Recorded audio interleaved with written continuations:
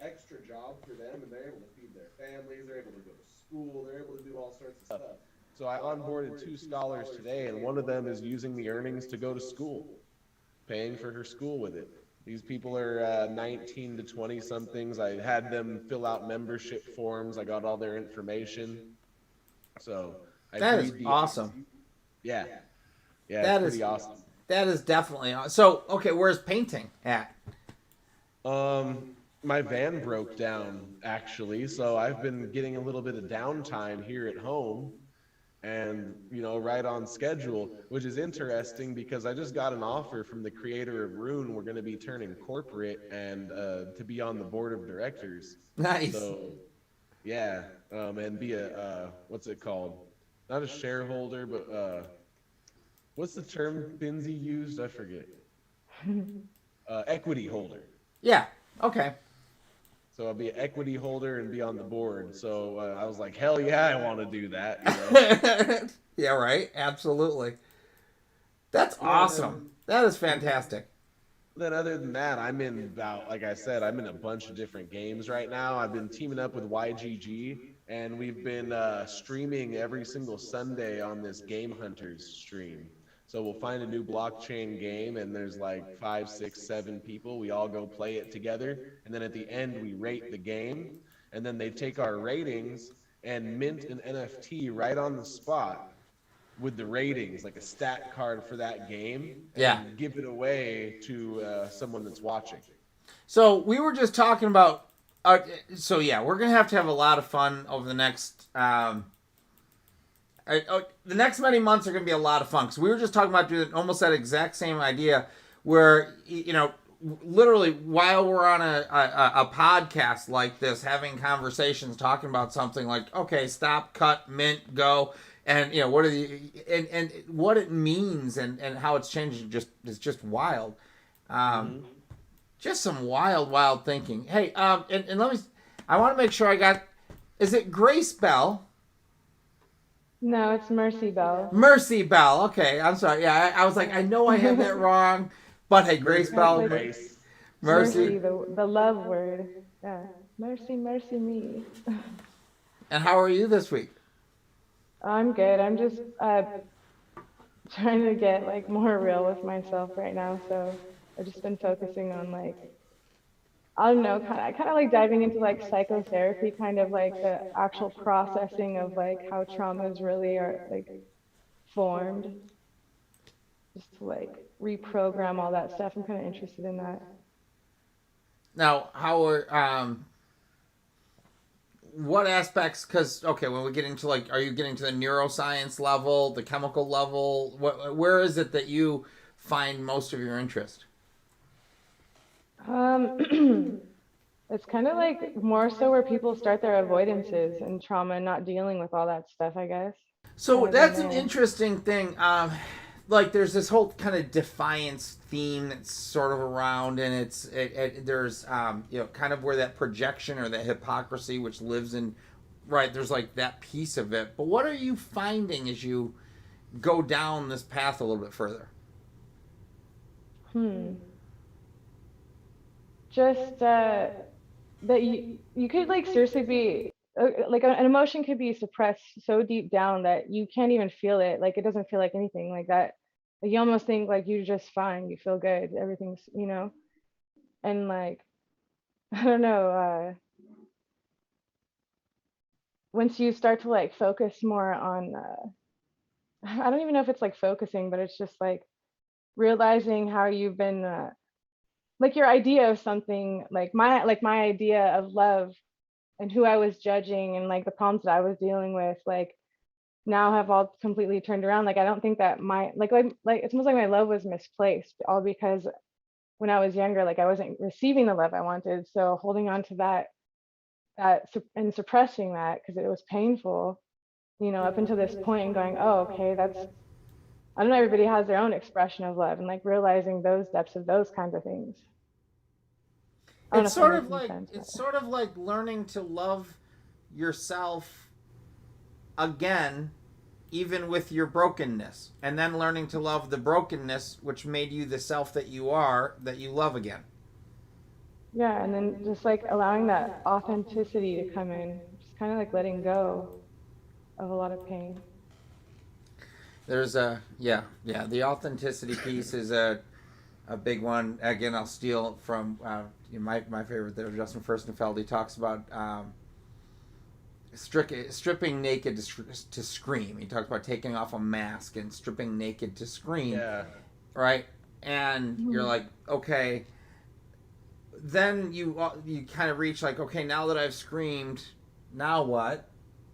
Now this rapper that I used to listen to, Idea, he died in 2010. Yeah, he's more like a philosopher. He said, I can only build if I tear the walls down. Yeah. Was one of his lines. Yeah. So we got to tear down the walls that we built that might have been built out of, let's say, coping for traumas or different things that don't really represent who we are today. We built our house when we were younger a lot smaller than we really need, and out of the materials that aren't really going to create a long lasting home. So it's time to tear down the building blocks of the old and create something that we really do want to live in, right? Because our body is our home. That's our home for this life, for this particular existence right here. So we really have to build it the way that we want. And that includes our habits, our routines, the foods we put into our body, just everything. If you were to rebuild your home, I relate it to Minecraft with my boys, right? Because there's like 100 different types of building blocks. You can just dig dirt right off the ground and make a house out of dirt, just 9 squares of dirt. But how cool would that house be, right? The best homes in Minecraft have the most variety of blocks. You got to have this, you got to have rails, you got to have doors, roof, and the biggest variety of positive activities, positive blocks, create the best house. So when we're young, we get into these coping mechanisms. Like, let's say my brother got put on Ritalin young, so he got turned in that habit, turned into meth later on. His house was built out of one single block, maybe some trauma blocks, but drugs, right? That's what he built it. Never tore those walls down, never rebuilt it. So constantly life is about re-examining, is this really who I want to be? Is this the avatar that I want to walk around in? And then reforming yourself based on the best you that you can imagine.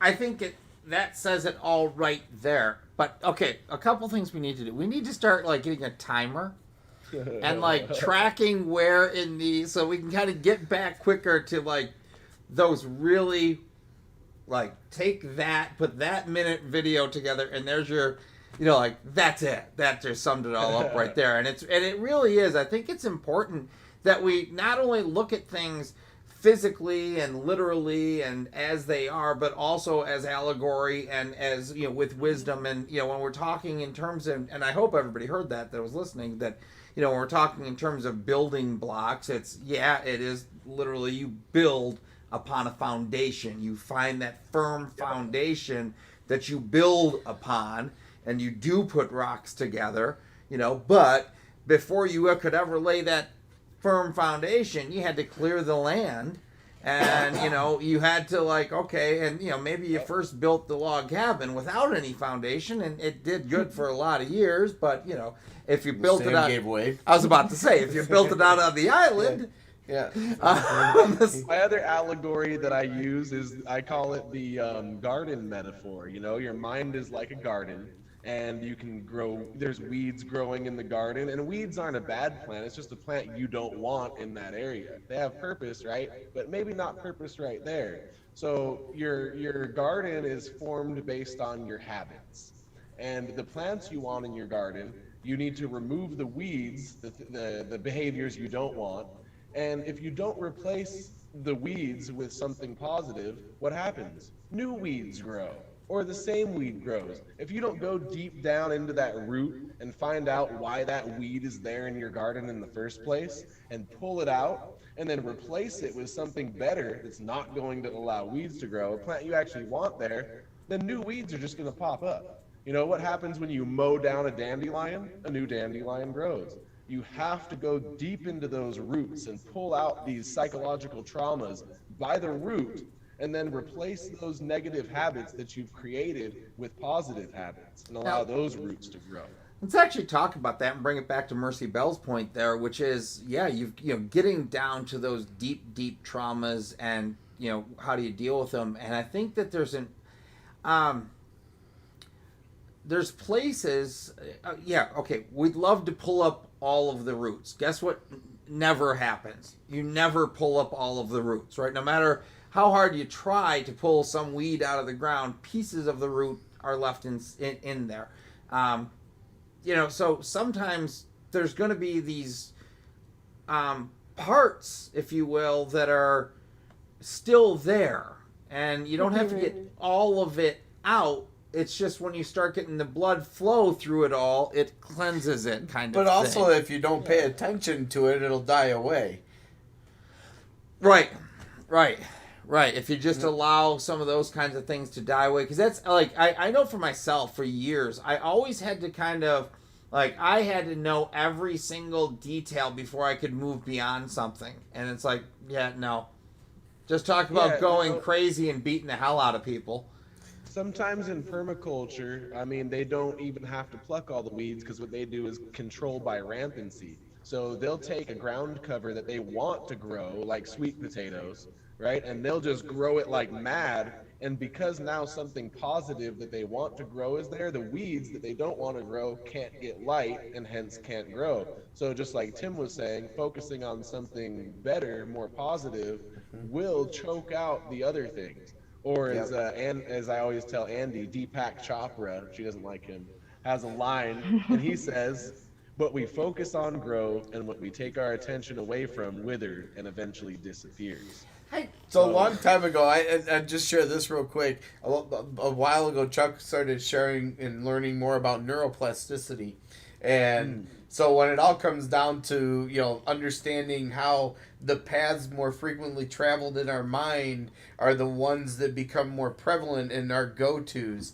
And the less we go down those paths, the more our brain disconnects from them and actually starts to go down those different paths. So in the same vein, to put it into like a brain type of form, that it helps you to kind of understand where to start to place your thoughts and how to redirect them. It does, and guess which magical substance has been shown in scientific studies to increase the neuroplasticity of the brain, reroute neuron connections around trauma, etc. This LSD. Magical substance right there. Well, LSD, psychedelics, of course. That's even better than this. I mean, cannabis has been shown to actually stimulate these new neuron connections in the brain. Psychedelics, definitely 10 times even better than cannabis for doing that. But of course, that's why these are Schedule 1 substances according to the federal government. In part because of all the stuff that that you share and I interact with, and that's what's getting me banned from Facebook. No, okay, I won't throw that on you. I take enough of that on my own. Like I get that. No idea how they don't shadow ban me. Like I know, right? I find it hilarious how often I post and I know not a single like, and you're like, nope, that one's banned. That okay, and it's fun playing the algorithm. Anyways, so because of some of the stuff that you shared, I think I had something come up recently about LSD. I really didn't know much about LSD, and its back history of it being, developed by a scientist, and they start everybody needs to take, the scientists are sending it to one another, saying, you need to try this. You need to do this. Francis Crick discovered the DNA strand well high on LSD. Look up Francis Crick and LSD. I mean, I'm not sure if it's a rumor or not, but he was known as one of those scientists who would take LSD to come up with new and novel ideas. And when LSD was first discovered and perpetuated by Timothy Leary and the Harvard Psychedelic Club, see, it wasn't just Leary. There was 3 other guys. Ram Dass, who went to the East and brought back a bunch of Eastern philosophy, Andrew Weil, who became a doctor, and Huston Smith, who was a historian. So, these 4 men, the Harvard Psychedelic Club, were really the ones that perpetuated that LSD was going to tune you in, turn you on, and help you drop out of culture, and Timothy Leary was going to run for governor of New York, actually, and they framed him with a joint, which was a felony at the time. So I read a book called Harvard Psychedelic Club. They said in this book that the song Come Together was written by John Lennon for Timothy Leary's campaign, right? That was supposed to be his campaign song, but he got locked up and they never got to use it. So who is the guy that was one of these scientists that was really a leading proponent of it, was bringing it to all the other medical scientists, trying it out, and then basically became public enemy #1 after... That was Leary. Who is that? Timothy Leary. That was Timothy Leary. All right, and then so that's the one then that was it Nixon that basically then came out because it was actually they were concerned that it was going to impact the ability to bring people into the military. I didn't hear about that part. I just knew that they made Timothy Leary enemy number one because he was basically trying to mass produce LSD and get it onto the streets to wake everybody up. That was so one of the things that and the one that I heard about was that one of the reasons that he became kind of enemy number one is exactly that. They said, that people were experiencing things in such a way that they would find no good reason for war. Thank you. And guess what they were doing when you gave people LSD by the millions? When you gave people psychedelics by the millions, what did they say? What did they do? This is all bullshit. Culture is an illusion. We need to return to the essence. We need to go back to these communes, live off the earth, love one another, right? But what happened? They used the music, and I was telling you about this last time. It was the Laurel Canyon conspiracy. I'll send you a link on this one.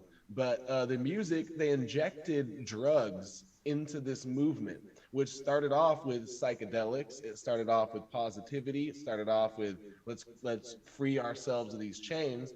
What happened?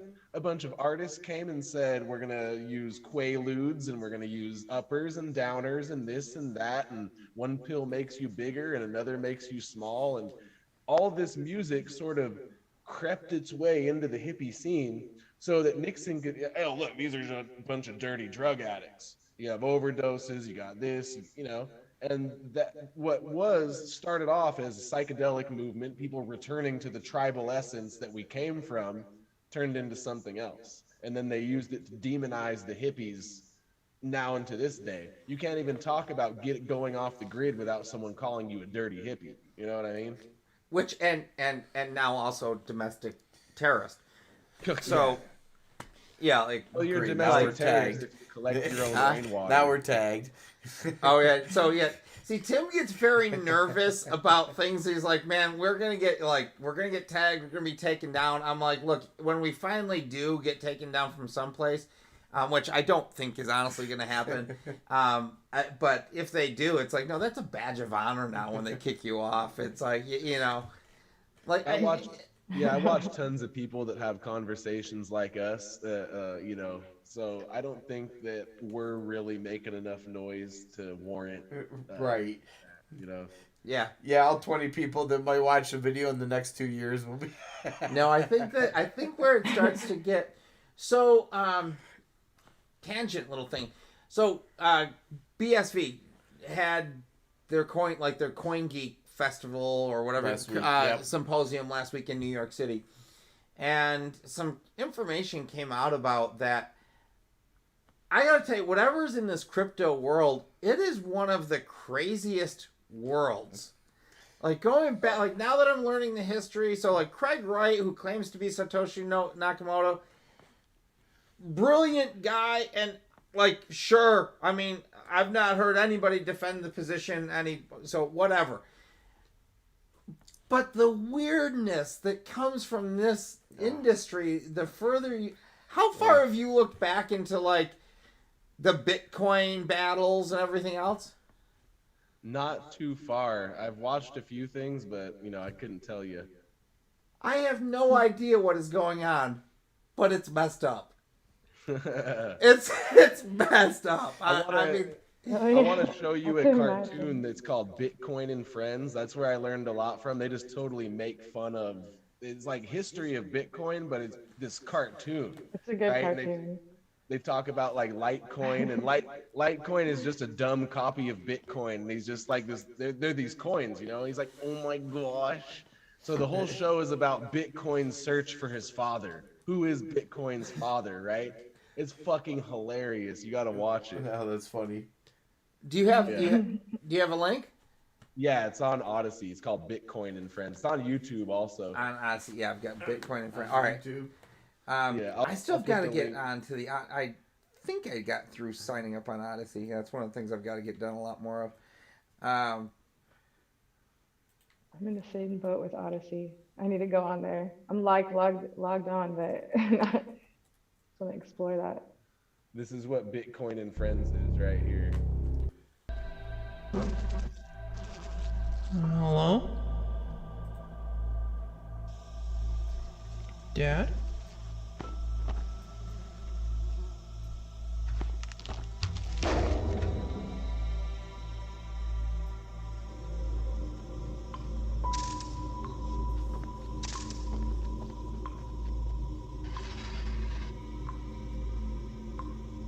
The hell am I?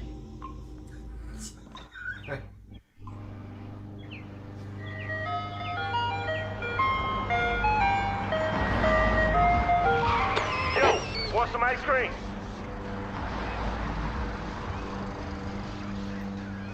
Where am I? New Jersey.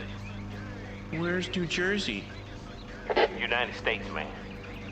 Where's the United States? Earth, motherfucker. Where's the Earth? Bruh, for real? It's pretty hilarious. It starts I'm getting gonna- into like Definitely have to watch that. Yeah. That looks like so uncomfortably accurate.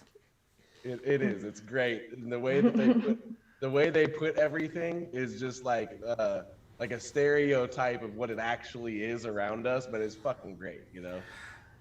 Yeah, it is guys will definitely like it. some weird stuff.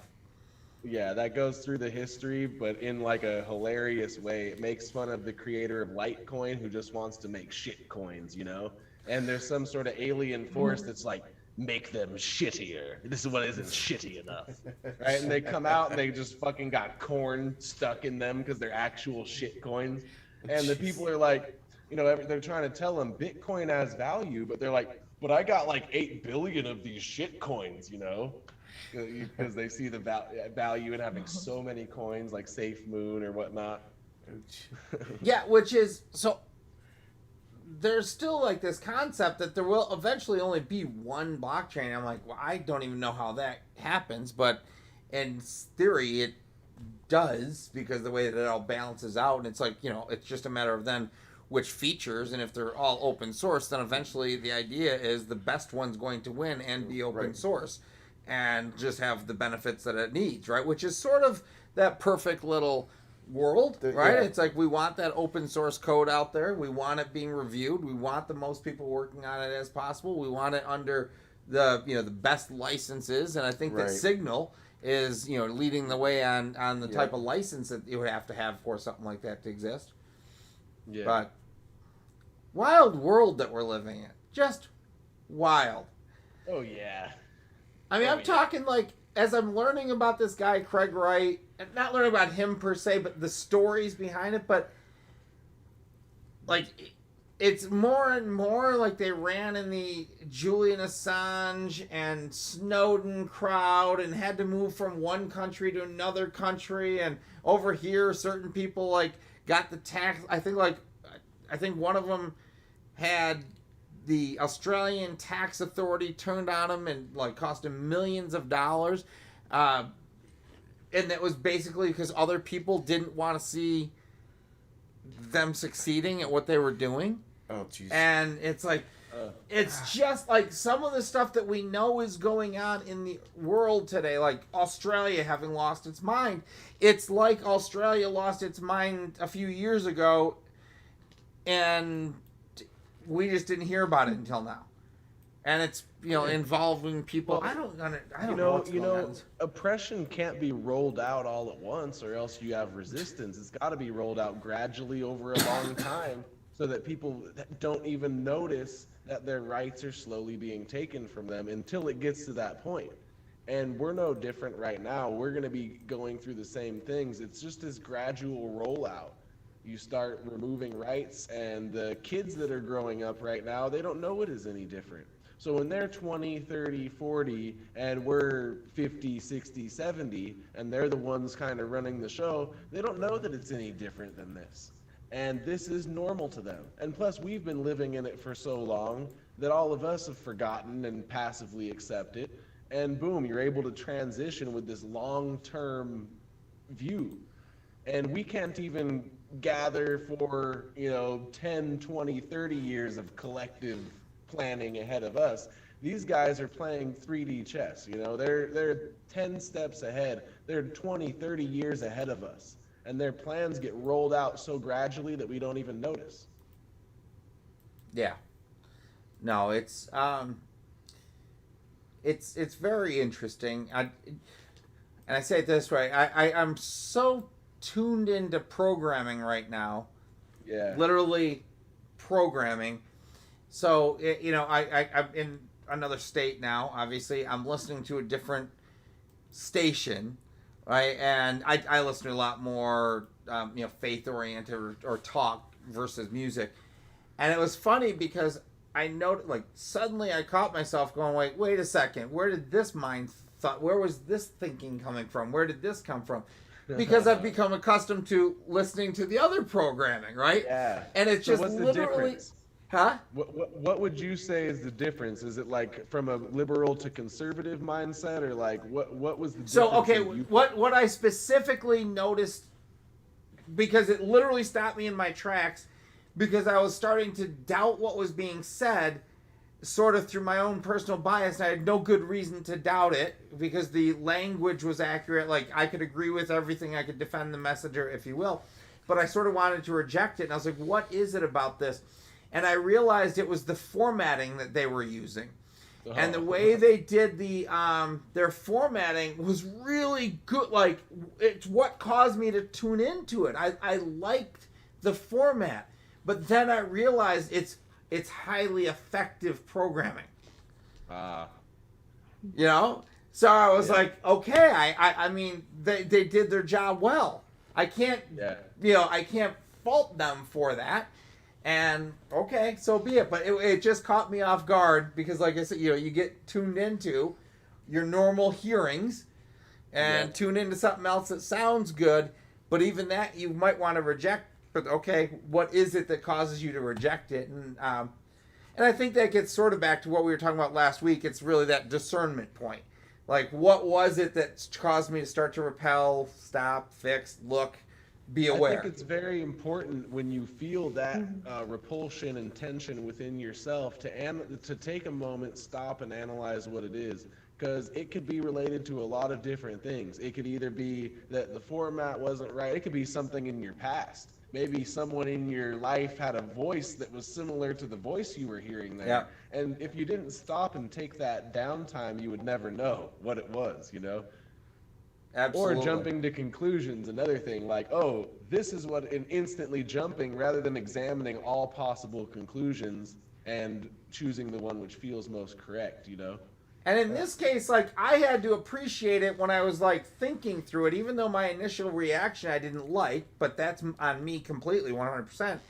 Because then in the end, I had to sit back and go, like, as a marketer, as a content creator, I actually have to appreciate what they put together. I can appreciate their story.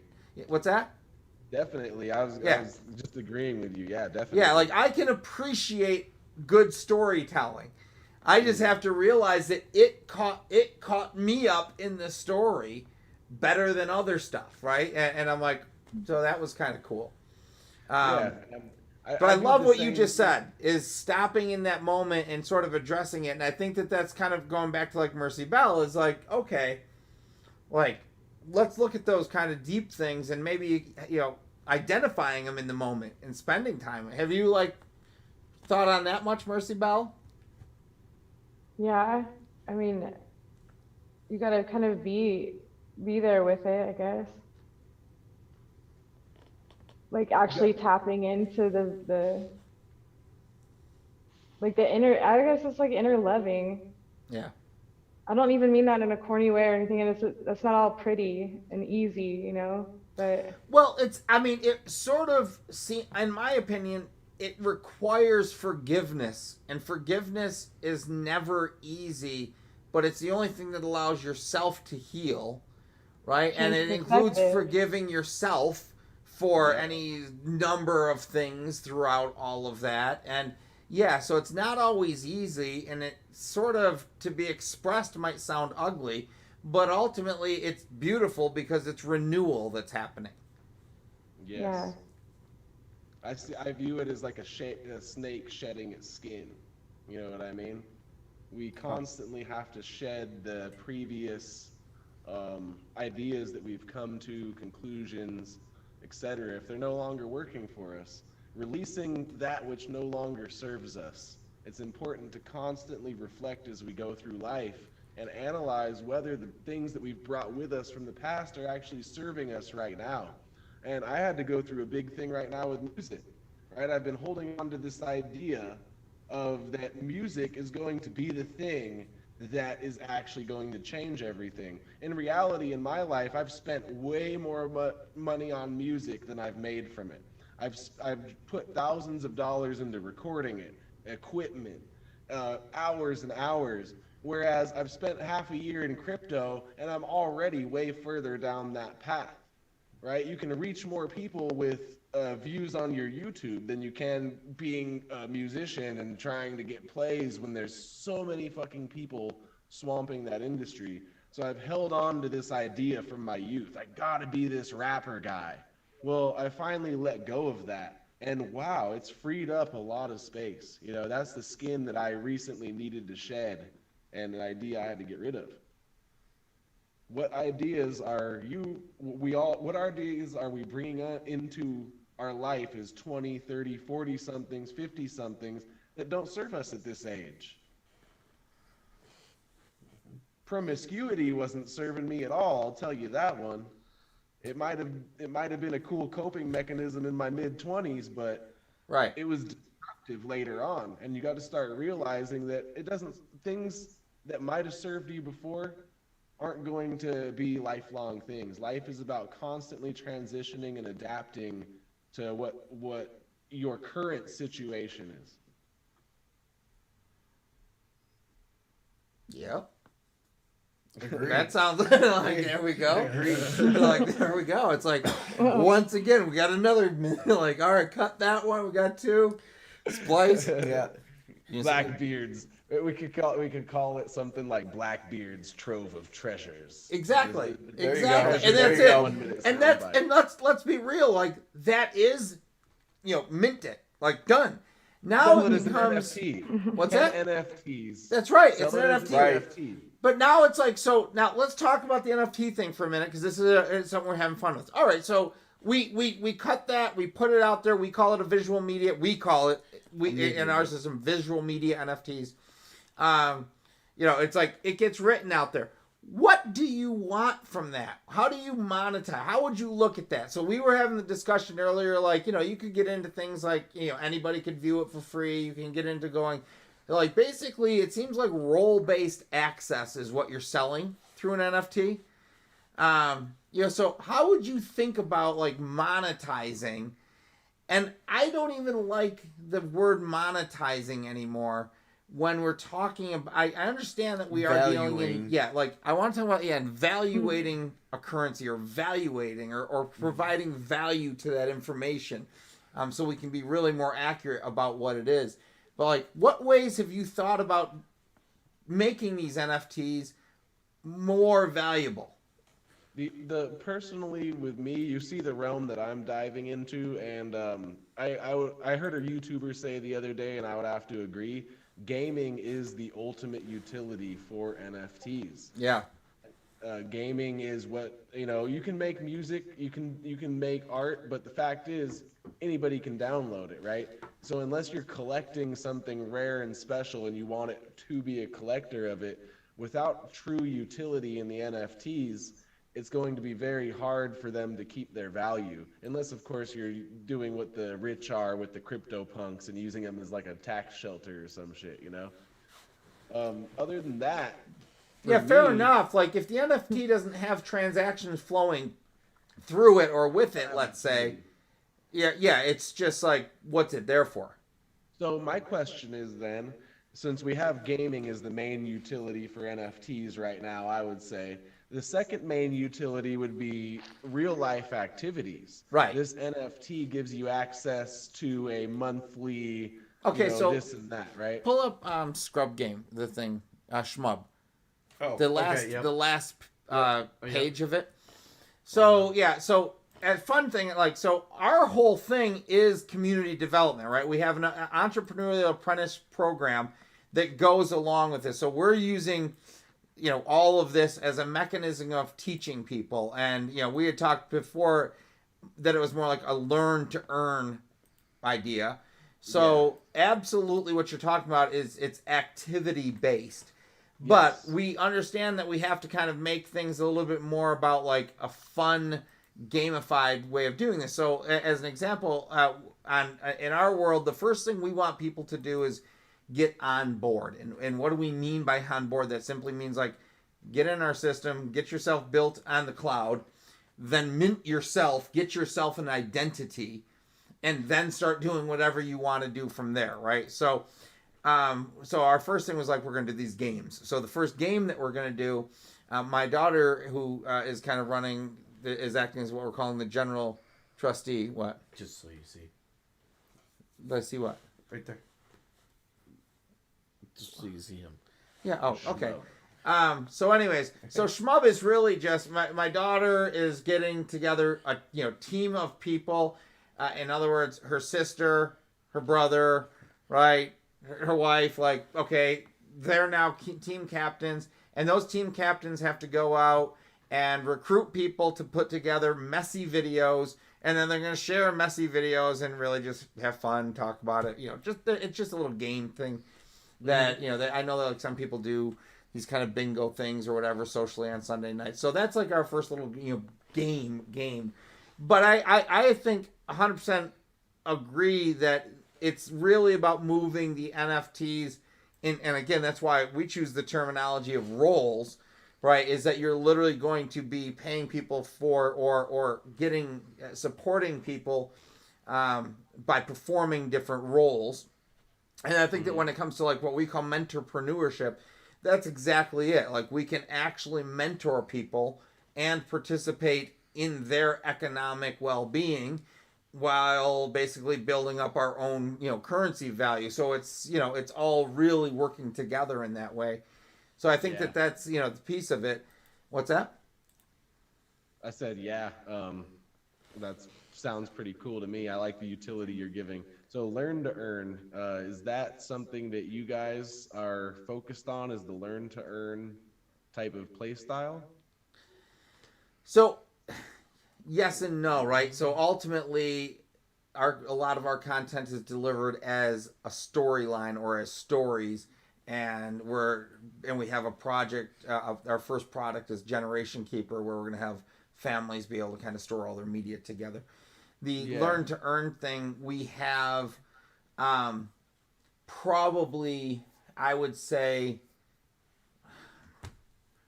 30% of the content we probably have our first 10 weeks of content for a learning development course. Nice. So we have a lot of that, but it's way back. I have to go dig it up and re-edit it. Yeah. Yeah, so one of the things that why I like Rune so much is basically you're minting NFTs, right? So you have constant flow of new NFTs, and also the cryptocurrencies being used or going back into it. So that to me is going to have a constant long-term economic flow going on, because we're actually getting something out of it. We're minting NFTs that have use within our games, right? So I think the same thing for a learn to earn type of project, where the NFTs are giving them some sort of benefit in the platform would be, exactly that. So the first role that we talk about is an advocate. And, so literally the first thing you do is you advocate on behalf of the all of what we're doing. And then you hook up with other projects and you advocate with them. And, you just exactly there. You just figure out what is the project you're trying to complete. So how much you getting? See, I'm how many tokens are you getting? Trying to figure out where the initial money comes from in the beginning, right? So you have this learn to earn platform, you have the different gamified aspects of it. What would people be buying initially in order to invest in the platform? So I think we're still going to end up starting with just the NFTs as everybody knows it. It's kind of like, I don't want to reinvent the wheel, but so, the thing you saw blasting off, that's an NFT. All the Nefarian stuff are NFTs. They go into our storyline. We actually have a whole story, and out of, basically, this is where we're not sure yet how we're going to monetize it. But as I see it, like, we could sell off literally pieces of stories. I've got one called Designer Human. That's just a little fictitious thing that kind of is going along the biotech narrative that's going on today. We've got the Nefarian. So we've got some stuff that's been created, and that's what I see us starting as. It's just basic NFTs.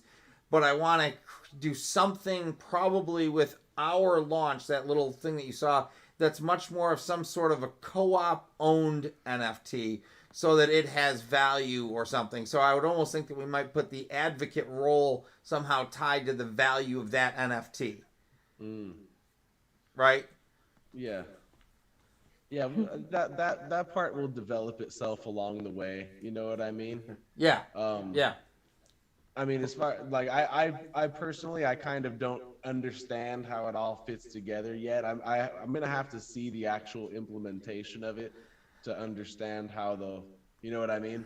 We're still trying to really put together some pieces. Yeah. And I gotta tell you, and not in any weird way, is the whole, who is Satoshi Nakamoto? Like, it's either the world's greatest. It's a soap opera. The whole thing is a soap opera, and it started in like 1995. Well, people didn't know that it began in 95, but it's a soap opera. It's weird, and complete with real dead people. Okay, Here's the thing. Okay, so we don't know the identity of the creator of Bitcoin or cryptocurrencies, right? We still don't. There's hints, but all the hints usually turned out false. How do we know it wasn't some nefarious government agency that wanted to convert and track and trace everybody's? We don't. And frankly, exactly. why I love the crypto and the blockchains is because they can exist for different purposes. And I believe that that's going to make for stronger markets. I don't know that I like the idea of one singular thing controlling it all. Even if it is completely open source, I think that could stifle technological, breakthrough thought that way. It's like if I'm only building on one pipeline, I'm probably not going to see the way that I could improve if I was running 3 kind of thing. Okay, that's there. I think that there's some fantastic technologies, though, that are, like I said, VSV is pretty amazing technology, but it's not going to give you the privacy that Pirate Coin is going to have, right? So you've got to have those two working together over time. But I don't know. I just went way too much weed tonight. So yeah, baby. Cheers. You see me sit here, I hit my pen throughout the night. Puffity puff, put it down.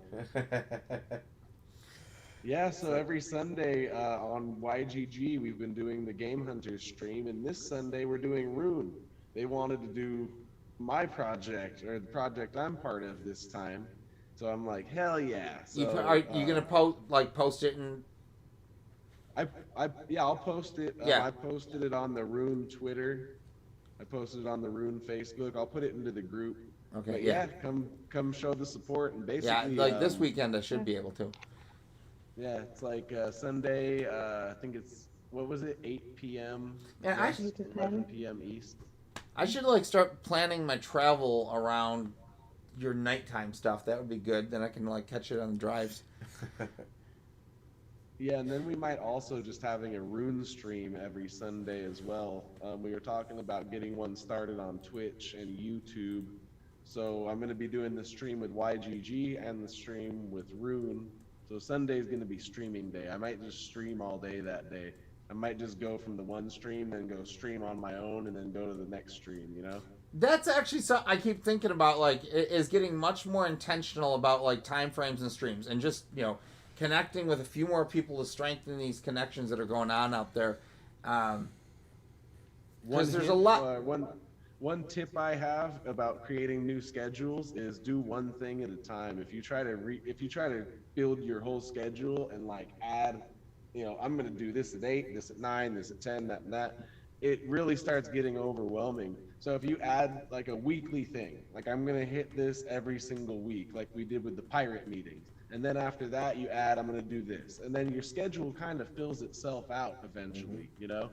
So right now I'm playing, like I said, 7 or 8 different blockchain games, and each of them have dailies. So you go do the daily things like Blancos. Blancos is fucking dope. Great game.